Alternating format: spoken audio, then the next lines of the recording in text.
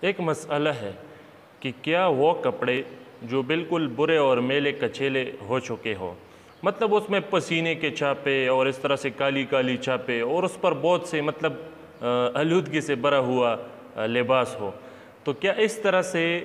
جو مطلب خراب دیکھنے والے لباس ہے، جو اتنا زیادہ خراب ہو چکا ہو، گندہ ہو چکا ہو، اتنا زیادہ میلا کچیلا ہو چکا ہو،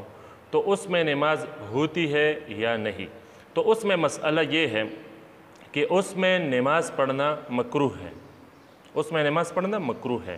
جتنی بھی یہ کام کاج والے ہیں نا، اکثر لوگ کام کرتے ہیں تو پھر وہ اسی کام کاج والے جو لباس ان کے ہوتے ہیں بڑے میلے کچیلے، تو اس میں چلے جاتے ہیں، نماز پڑھتے ہیں، تو یہ مکروہ ہے۔ ان کو چاہیے کہ ایک